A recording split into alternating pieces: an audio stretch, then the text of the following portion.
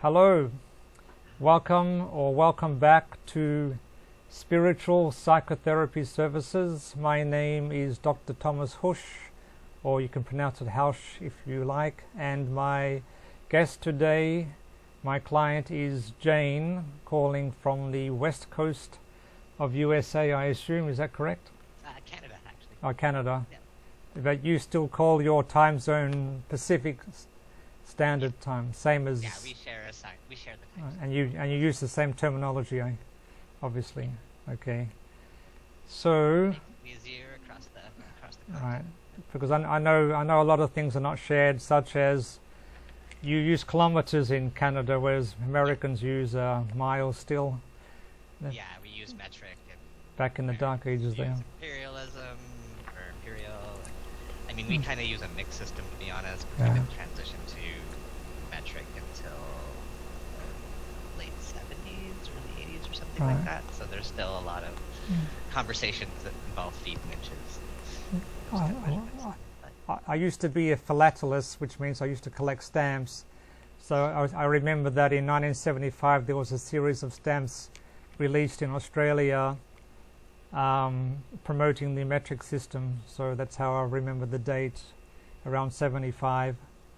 Okay. And I was going to say something else about them, I forgot now. Anyway,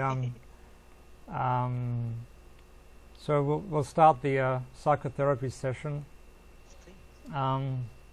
First of all, you did hear my previous session with Mr. Lunga.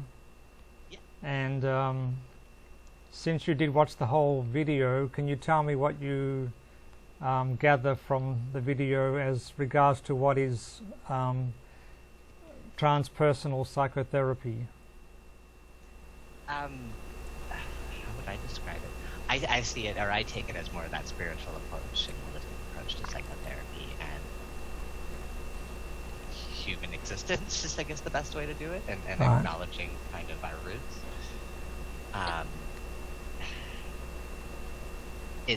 It feels very aligned with kind of the holistic processes that are coming out within a lot of therapists these days. There seems to be a very big trend in that. Going into the true self and the spirit, looking at those roots, looking at our mindset, looking at the stories we're telling ourselves to reshape our focus and reshape our perception. Right, that's pretty good. Before we move on with that, I'll just quickly mention that I recall what I was going to say about the metric system now. Yeah. And that's not very trivially, but still I'll just quickly mention it, is that in Australia we use metric for practically everything, except most persons, or at least half the population, would use the imperial system for heights of persons. So if I'm 6 foot tall, I would use 6 foot rather than 182 centimeters or whatever. Although in official governmental forms we would write centimeters in that case. Anyway, so here it's very similar. Okay. I'm sure we follow a lot of the same sort of colonial. Right.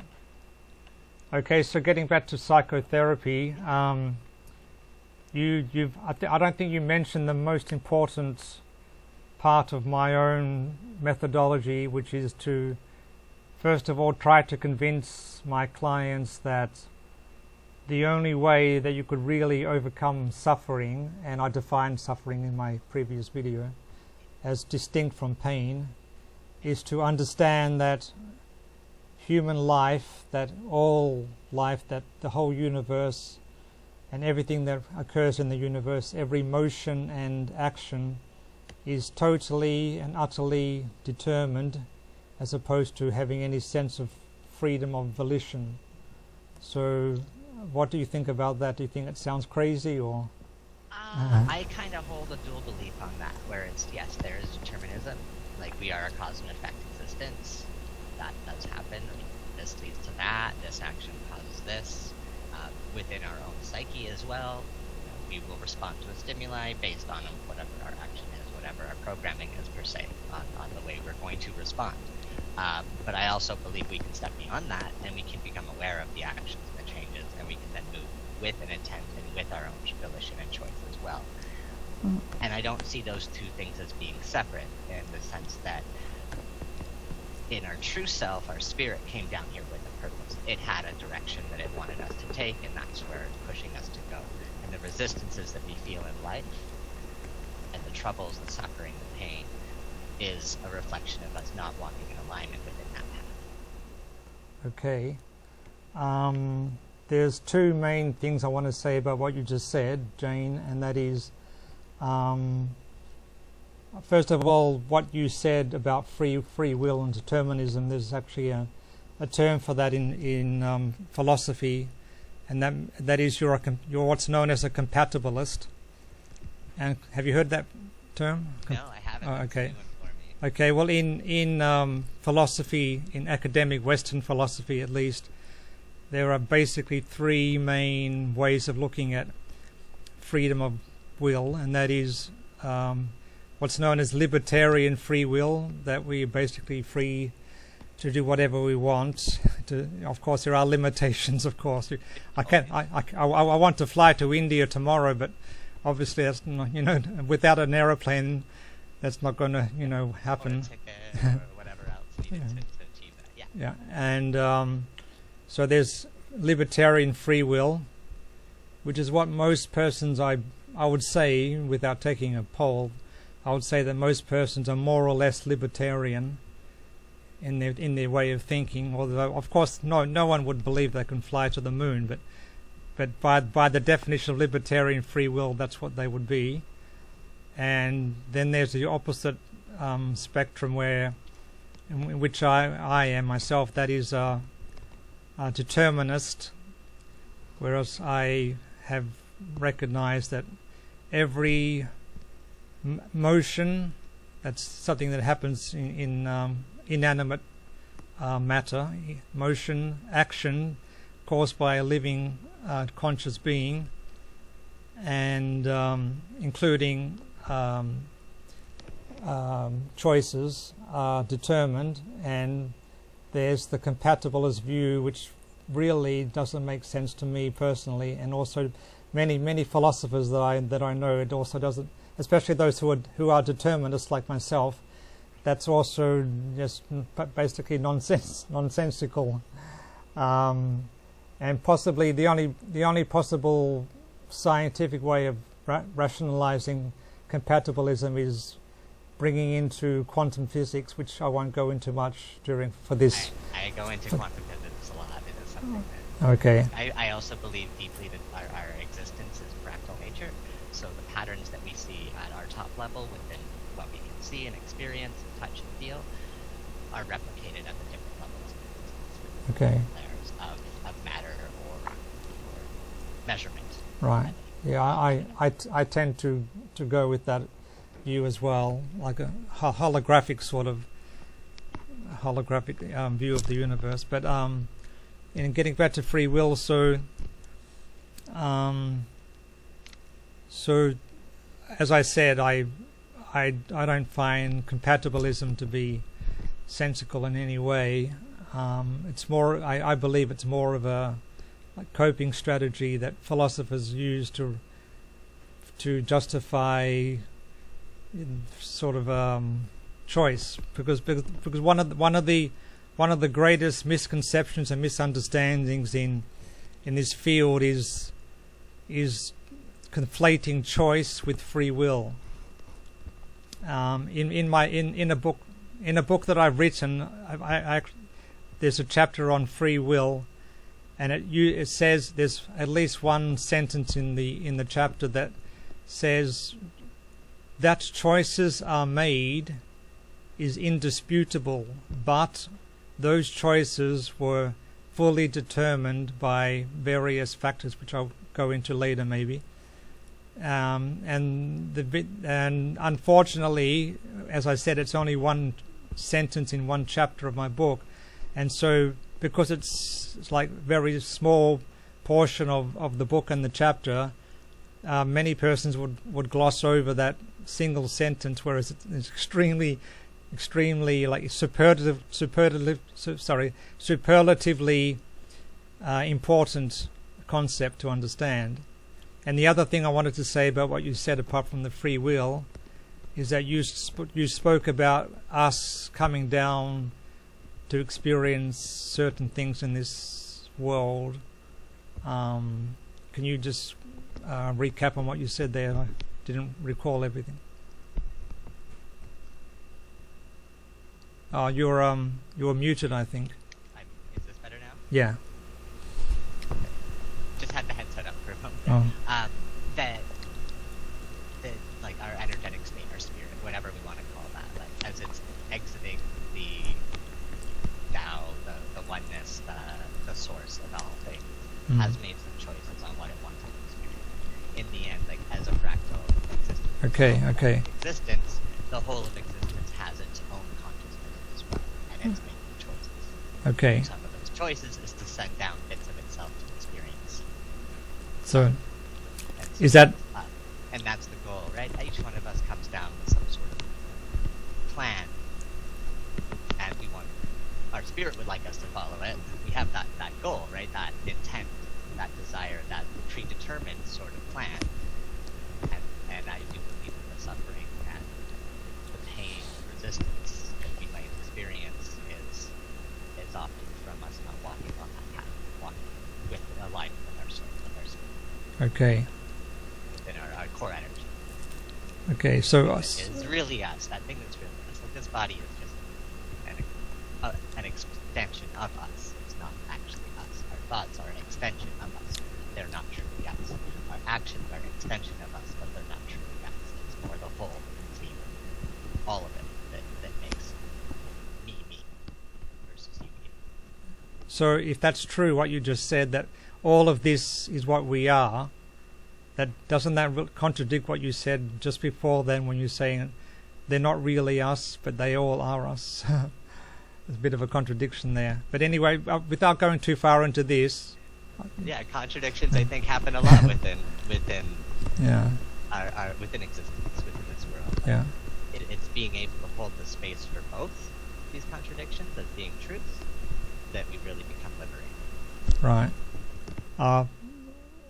Just very briefly about that, I believe it's possible to transcend all seeming contradictions and come to a place of full knowledge of existence. That's what's known as enlightenment.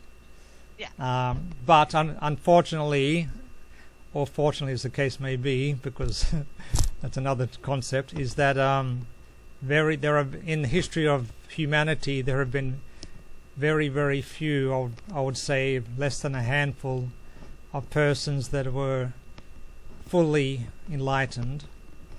And until one reaches that level, there's always going to be these contradictions in one's mind. But the main thing I want to say about what we've been talking about in the last 5 minutes or so is what you have said about us coming here and going through these karmic processes or whatever you want to, whatever terminology you want to use, whatever you've said is that something which is either unfalsifiable, if you know that term. It's not it's mostly used in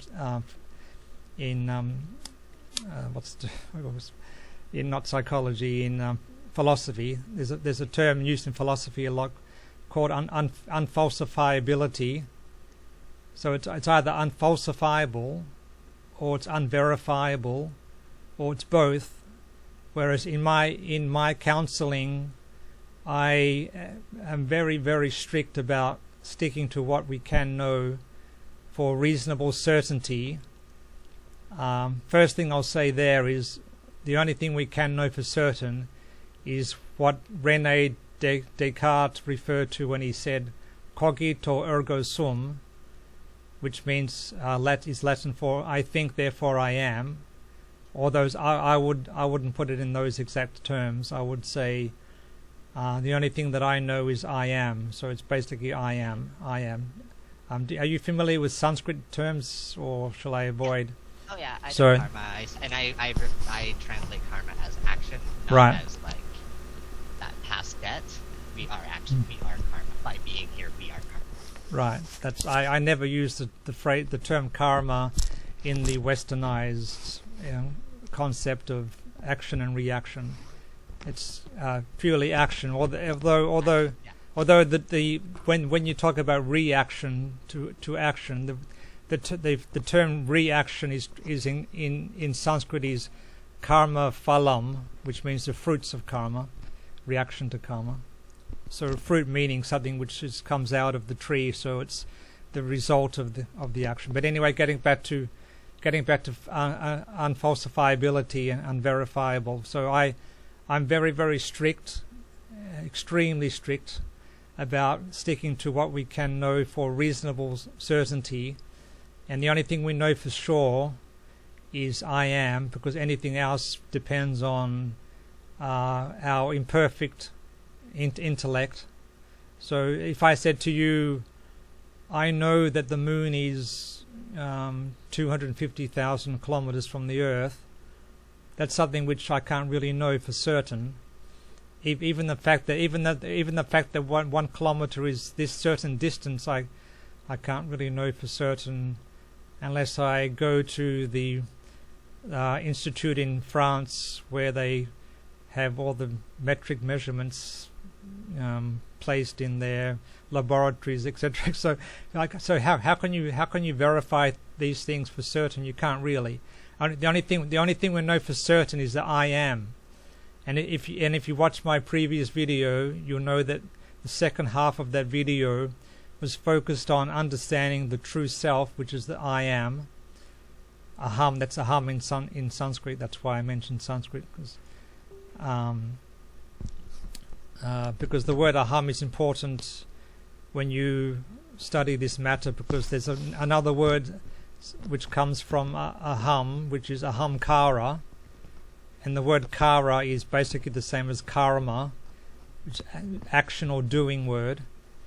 And so that word is important because at least 99.9% of those in the so-called spiritual community translate ahamkara as ego, whereas ego means I in Latin, aham, and ahamkara means doing the I, to literally doing the I, or making the I is probably even more accurate. I actually study Sanskrit, so that's why I mentioned that.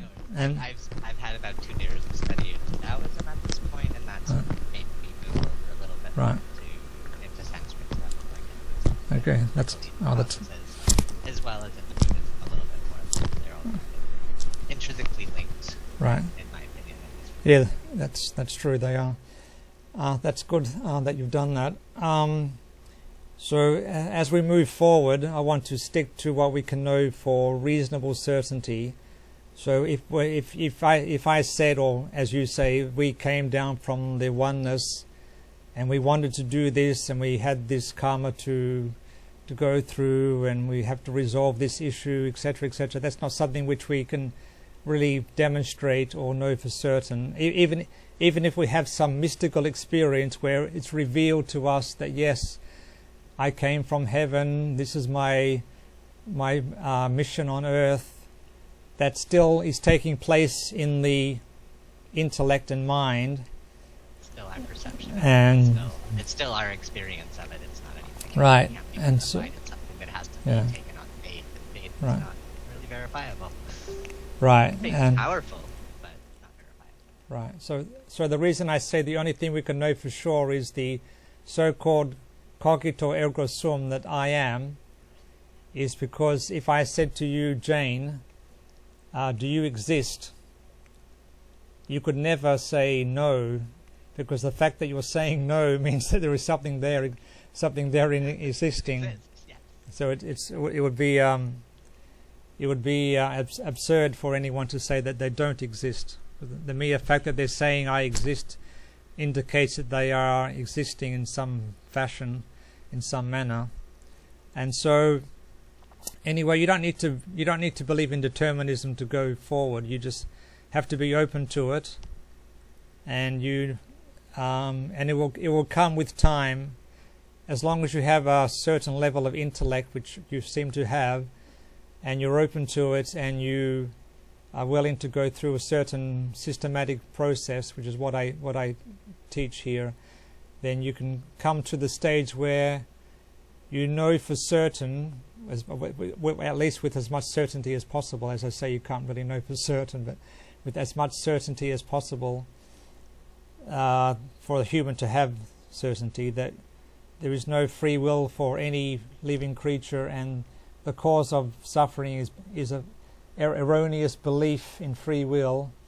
And because we do believe in this free will, we automatically, that's important to understand the word automatically, we automatically, without any alternative, we automatically feel guilty for things we've done. We blame others for what they have done to us, and maybe to others too, of course.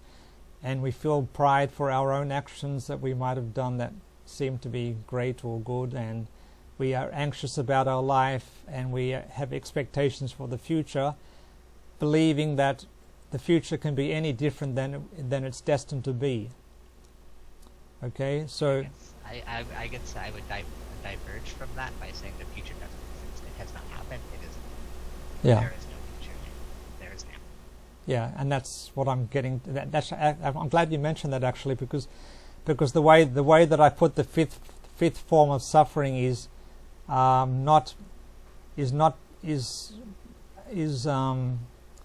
being unwilling to live in the present. So the way I was taught by my teacher was one of the forms of suffering or symptoms of suffering is having expectations for the future. But then I thought to myself, what about the past? If you have regrets about the past, that's also a form of suffering. And so then I realized that talking about the past and the future is living in a place where we don't exist, not living in the present. So then I reformulated the fifth form of suffering to be not living in the present. So you know The Power of Now, that's a famous book. So not living I'm the biggest fan of Eckhart Tolle, but yeah. he says some good things. Likewise. Regurgitating a lot of things that have been said before. Yeah. Making it his own, which I understand the motivation for. And I'm happy the information's getting out there and people are accepting it and taking it in. Right. And it's creating a more expansive view from a lot of people, more expansive sort of perception of the current moment and of existence, Okay. which is, I think, important for all of us to try to achieve. Being able to hold, being able to see the lessons within even the most horrific situations and not be shy just because something horrific happened, in your opinion. There's still something to be learned there. There's still something that is good. Okay. Yeah. Actually, I want about what we were speaking about just a few minutes ago. What I was really getting to is that when you have a belief about something, that can also be considered a form of suffering, in one sense. So if you believe something which you can't easily verify, that's called a belief system, of course, and that's good. That's also getting away from what is really essential to the human, which is to find peace within the self. You said you're interested in quantum physics, so physicists are looking for the ultimate truth out there in the external world, in the two extremes of the physical world, which is in the most intimate form of matter, so going into the molecules, to the atom, to the subatomic particles, to the quantum fields, and now we've at the level where we've found these quantum fields, and we want to see what is the origin of these quantum fields, what is the basis of so-called reality. And then they're also looking into the macrosphere. They're looking to they recognize that there is a solar system here, then a galaxy, then many other galaxies, a universe, and then there's the unobservable universe, and they're trying to see as farther and farther into the so-called unobservable universe, and maybe reach a limit of the universe, and then maybe there's a multiverse out there of unlimited other universes. So that's what physicists do, but the mystic is looking always within.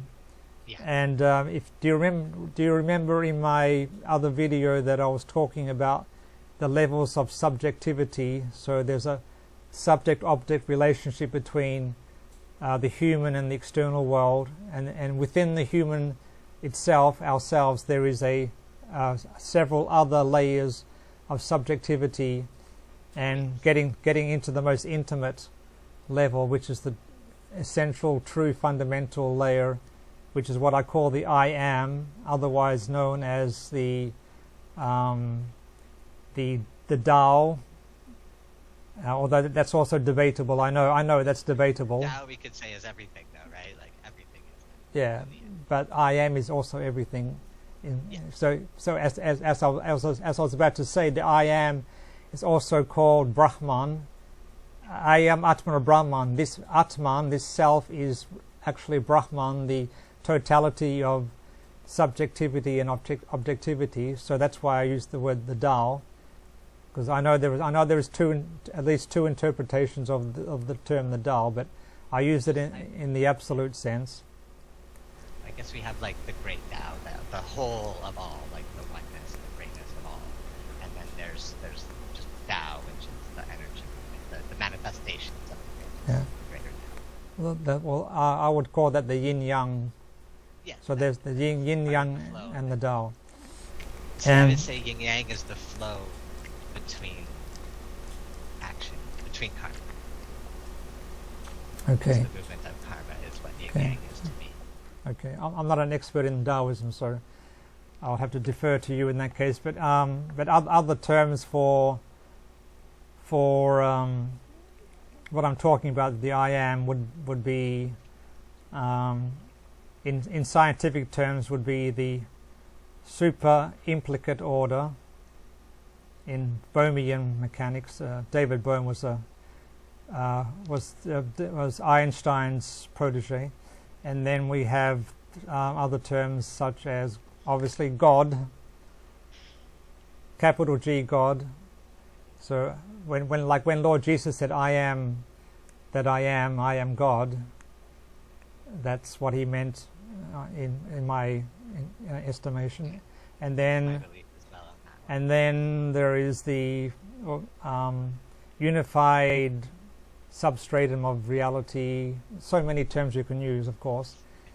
That I just stick to I am. It's the most personal and intimate and relatable, because if you ever read spiritual texts and watch videos, when the term Brahman is used, for example, and even the Tao, it's not really used accurately. Like, for example, even one famous Indian sannyasi, Swami Sarvapriyananda, he seems to be quite enlightened, and he said the other day, talking about I am Brahman.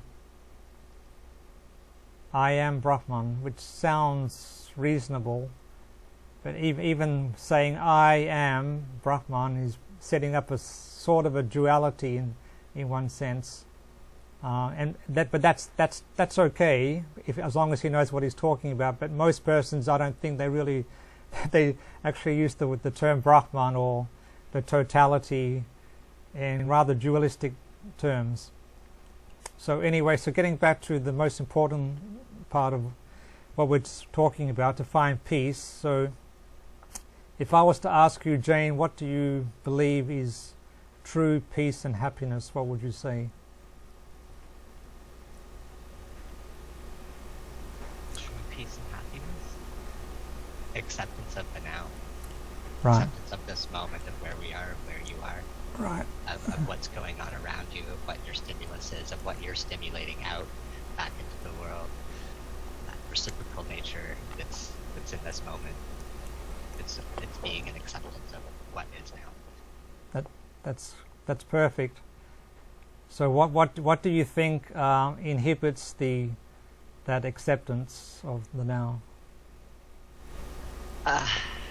Attachment to the past is a big one. Attachment to behaviors or actions that we have taken that create beliefs, narratives within us that we attach to. Like for example, childhood trauma. Going through something traumatic in childhood, we may begin to identify with that continuously, and we may build a belief around that is negative to ourselves. So like, I'm not worthy or I'm not capable, and as some of those kind of core wounds or beliefs that we want to put out there that way. And by identifying and attaching to those, we bring that pain into the now, and that's where the suffering comes in. Right. By recognizing that is now gone, that's no longer, it will no longer be, that can no longer be, and the only reason it is because we choose it to be. That's where our suffering begins to occur. Okay, that's good. That's I'm not sure in the other video that I dwelt a lot on this particular thing, but so I'll bring it up again. So there are 5 symptoms of suffering, and you mentioned at least 2 of them there. You mentioned not living in the present, which is what I call the 5th form, which is regrets about the past and expectations of the future, or as you say, not living in the now. And you also mentioned thoughts about the past events. So that would be blaming. Yeah. Either blaming or guilt, or both. Well, you could say you're blaming yourself, right? You could say guilt. There's a blame of self. Yeah. Well, Well, I call that guilt. So guilt is feeling shame for what you have done to yourself or to others. Blame is blaming others for what they have done to either you or to another person or persons or group of persons or even animals or whatever. And and there's also anxiety is important. That's actually the most common form of suffering, I would say, is anxiety. So we're anxious about the future, or how will I raise money to pay my rent, and how can I send my kid to college, and what about the nuclear war that might be coming, etc., etc., etc.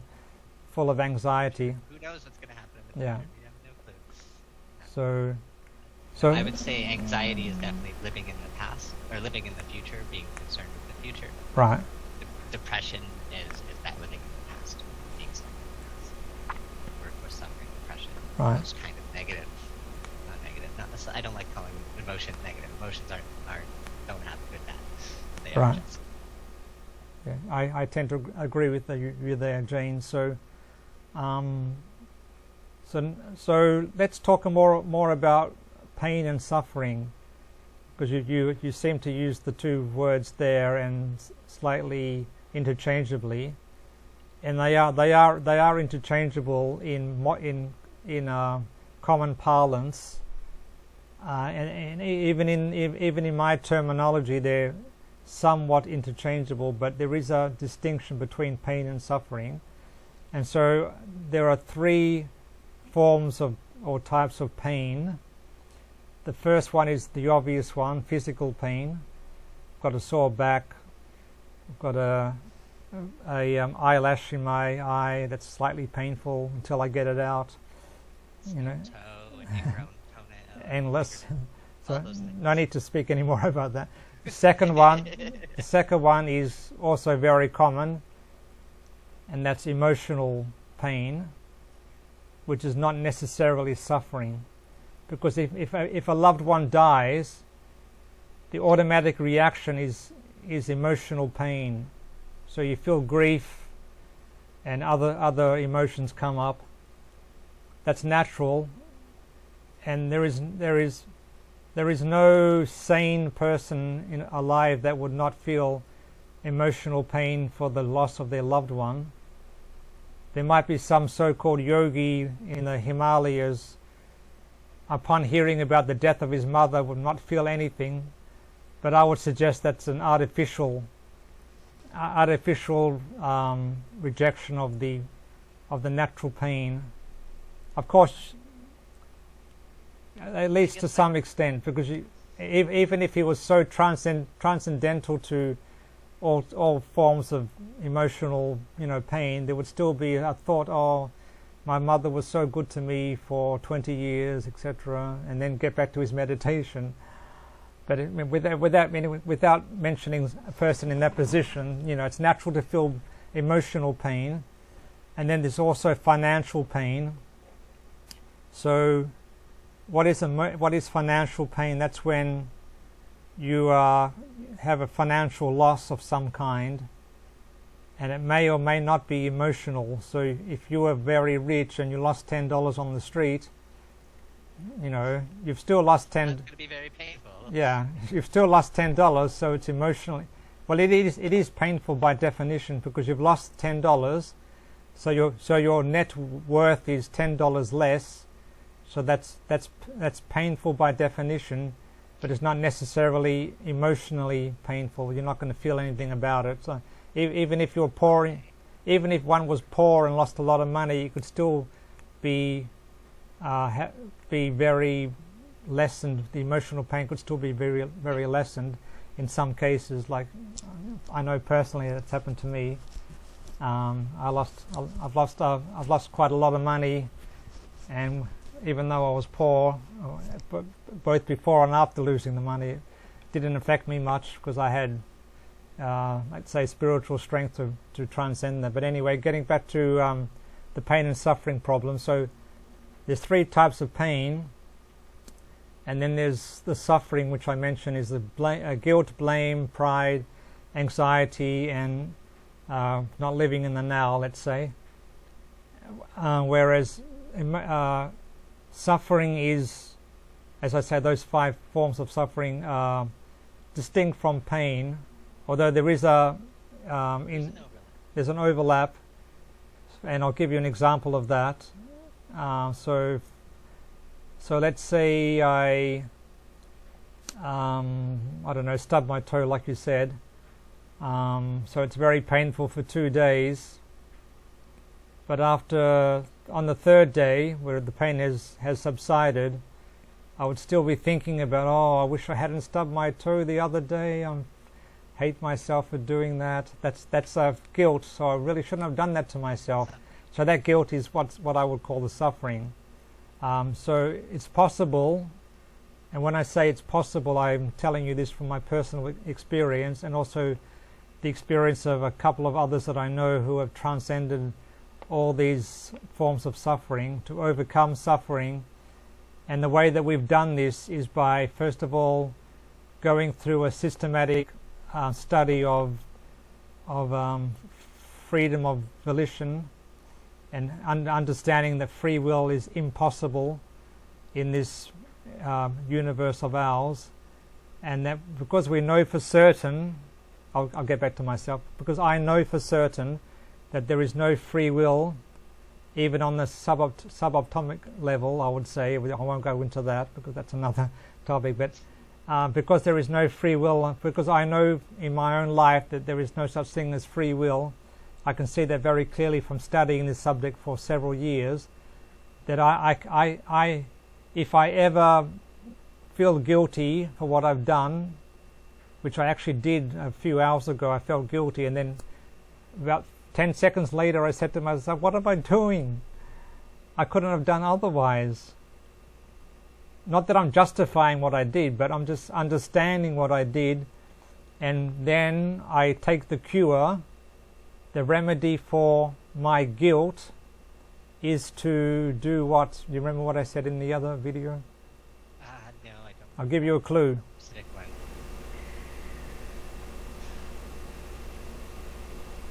See, for me, I would say to deal with my guilt, I would accept that that's just what happened. But that's intellectual. That's an intellectual understanding, without understanding the root causes of the guilt. Whereas, as I mentioned in the previous video, you go through the process of subjectivity, objectivity, and you realize that the true self is beyond the external world, it's beyond the mind, beyond the intellect, and behind the ahamkara or pseudo-ego.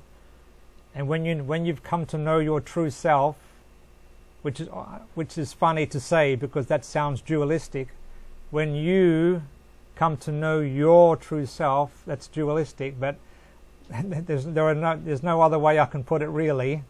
Well, and I would understand that as almost a non-dualistic thing. Yeah. Right? When you understand your true self, Well, you're taking the dualistic thing and bringing it into one. Actually, I just thought, Removing that. I just, You're bringing it to a non-dualistic nature. well, I just thought of another way to say it. When the true self recognizes the true self, that's non-dual.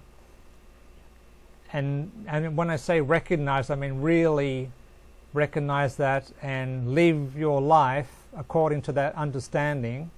That's called self-realization, to realize the self.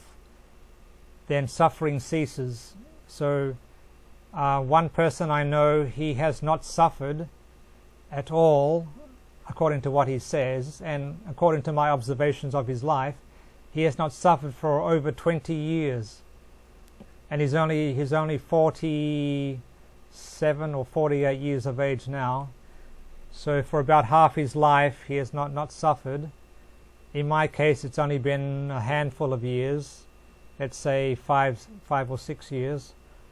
And I do suffer to a very, very small extent. Like I said, I felt guilty a few hours ago for something that I did. I can't even remember what it was now, something trivial. And then I took the cure, which is the practice of resting as awareness. So when I said that the I am is Brahman, the Tao, etc., another term for that is consciousness or awareness with a capital C, capital A. So unlimited awareness, undifferentiated consciousness. So the technique which I teach to come to know the true self and live your life according to this understanding where you don't suffer any longer, which is a very rare thing in this world. There's only a handful of persons, I would say, in this world that never suffers. I'm like about 97-98% there, whereas I would suffer maybe 1 or 2% of my daily life. Very, very small extent. Some persons suffer practically 60-70%. When they're not in deep sleep, they're suffering. because when you're in deep sleep, there is no suffering, there is no thoughts. So the problem is not our thoughts as such, like some spiritual teachers would say. It's the problem that we have the wrong thoughts, the thoughts of suffering, in other words. So the practice that I teach to get you started to know the true self is to regress into the I am and meditate there for whatever, 10 seconds, 20 seconds, 1 minute, 5 minutes, even 3 seconds is enough. Just I am. You can breathe in and out when you do this as another technique. And eventually, if you do this several times a day for several days, weeks, months, years, you'll come to the stage, hopefully, where you know the true self beyond suffering. You have a place to go to, in other words, when suffering arises in the psyche, and suffering no longer takes place. So we have about 5 or 10 minutes. So, any questions so far, Jane? No, not at all. I think we're going good. I definitely still feel a fair bit of alignment between our beliefs, even with the divergences where they happen. Those are okay. Just the opportunity for more expansive experience, in my opinion. Okay. And to open that awareness even further. Well, meditation is something I do practice on a regular basis. Not so much daily, but a few times a week at least, and I tend to go for about an hour or so. Okay. It's extremely important to understand that what I'm teaching is not a meditation technique. It's not. Let me explain before you go on, because This Yeah, is for sure. as Definitely. There's a question. There's Yeah. a misalignment. because as I said, this is extremely important. Yeah. And if you remember the last video with Mr. Lunger, at the very end we talked about this. He said, "Oh, this is just an intellectual thing, intellectual understanding." But as I said before, it's transcending the intellect. So the subject-object hierarchy, which I mentioned, the mind observing the external objects, the intellect observing the mind as an object, the ahamkara observing the intellect. So if I said to you, "Do you have an intellect?" you'd say, "Yes, of course I have an intellect." So how do you know that you have an intellect? That's what's called the ahamkara. I have or I am intellectual. So I am is the true self. Intellectual is external to the true self. It's an object. And so what I'm teaching you now, Jane, is to regress to the true self and rest as awareness. Rest as awareness, not rest in awareness, but rest as awareness, because you are awareness essentially. If I said to you, "Are you aware?" you could never say no, unless you're in deep sleep, of course. Even in the dream state. Even in deep sleep, technically, there's Yeah. an awareness. There's awareness. Not a, Yeah. Yeah. Awareness of no thoughts. So. But is our mind inactive while we sleep? Are there no thoughts? As far as we know, there are no thoughts. That's why it's deep sleep. No, deep sleep is not Deep sleep. Oh, is a not dream. deep sleep. So there's the deep sleep. There's a dream cycle, the deep sleep cycle, and there's waking, dreaming, deep sleep, and there's what's called the fourth, or Chaturya or Turiya in Sanskrit. It's literally the fourth. Chatur means four in Sanskrit, and that's the true self. So it's not really a level of consciousness, which is another big misunderstanding in spiritual circles. And so it's actually, as I want to emphasize that it's extremely important to understand that this is not a meditation technique. It's trying to transcend all objects, and regress to the subject of all subjects, the true self. And it's a technique. So in as far as it is a technique, you could say it's meditation, but the goal is to go beyond the meditation technique and to live your daily life with this understanding, where you don't have to meditate unless you want to, of course. Yeah. You don't have to read any books or watch any videos to stay in this way of being. It becomes your natural way of being.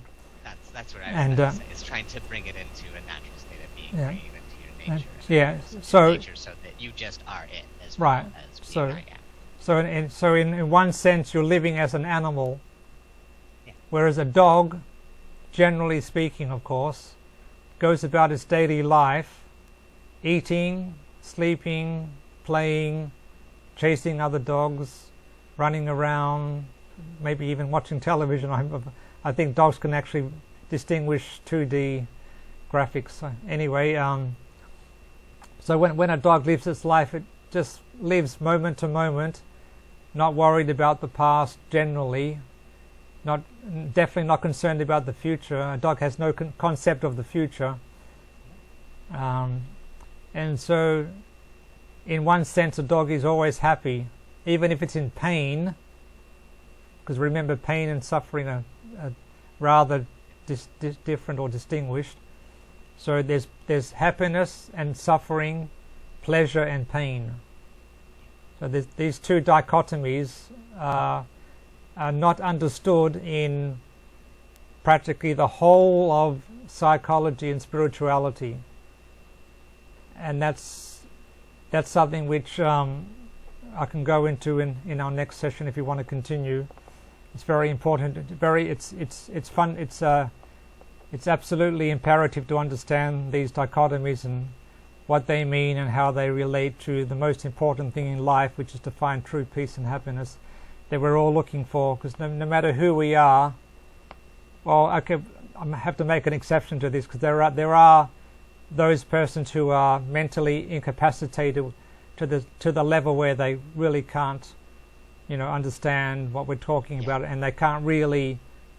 You can't really say that they're looking for peace in their life, because they're just living like a, I shouldn't really say this, but like a low animal where they're basically just eating and sleeping, and But apart from those that are severely mentally handicapped, everybody else is looking for peace and happiness. Some are looking for peace and happiness in wealth, money, some in sex, some in sports, some in religion, some in watching television, of course, food, of course, million things I could say there, but they're all looking outside themselves for it. Yeah. So it's fleeting, it's momentary, it's not. Yeah. But even in religion, I mentioned religion. So when most persons study religion or follow a religious practice, they're still looking outside the true self in some sort of, as you said, meditation practice. Because you're not going to find what you're looking for in meditation. You're only going to find what you're looking for in the thing that you're looking for, which is the true self. Because that which is seeking that which you are seeking is what is seeking you, as Rumi said. So what we're looking for, and what we're all looking for, is the true happiness, which can only come from our true self, because our true self is by nature happiness, Sat Chit Ananda, being, consciousness, bliss, or eternal conscious peace, as I would prefer to translate Sat, Chit and Ananda. It's Sat Chit Ananda when it's in one word. It's Sat Chit Ananda. Sat, Chit, Ananda. Have you heard that phrase before? No, that's a new one for me. I haven't crossed that one in any of my. That's extreme. That's an extremely common phrase in Vedic or Indian spirituality, which you hear a lot in the so-called non-dual teachings of both the East and the West. So when a teacher would use the term Brahman, he would define Brahman as Sat Chit Ananda, or Satchit Ananda.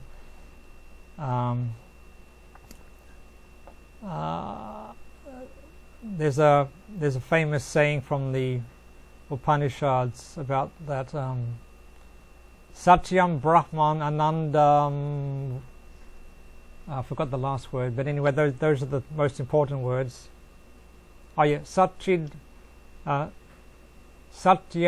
Brahman Anantam. Satyam Brahman Anandam. I forgot the last word. I can look it up, but anyway, so Satyam means peace. It actually means truth as well as peace, depending on how you use it. So,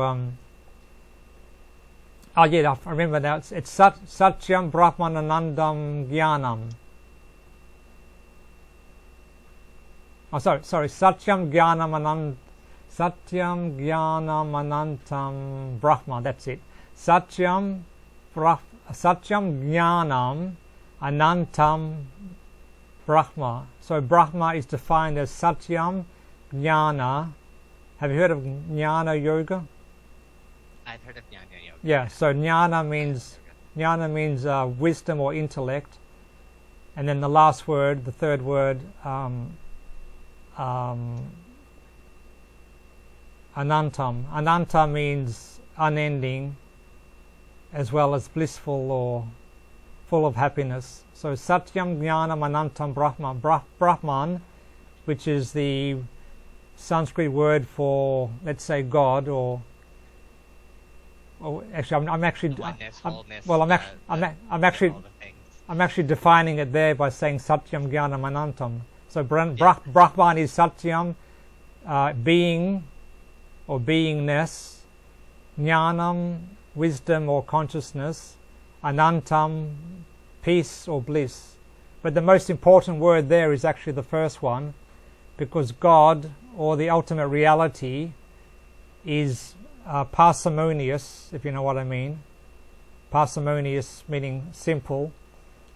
So the ultimate reality is parsimonious or very simple, beingness. So when people talk about God as having pure being, that's breaking God down into having properties. God has the property of being, mind or intellect, etc., power, omnipotent, omniscient, etc. So these omni properties are boiled down into one, which is beingness itself. And that is what you are in essence. That is what everything is in essence. So when quantum physicists are looking for the smallest of the smallest particle, or the unified field, or the multiverse, what they're really looking for is beingness itself. Yeah. But they just don't know it, or actually some do know it. There are many. I feel like there's an awakening right now happening within. No. As well too, where they're starting to. No. I mean no. As well. No, I actually mean there are many physicists who already know that the ultimate reality is beingness. Yeah. There are some, maybe very few.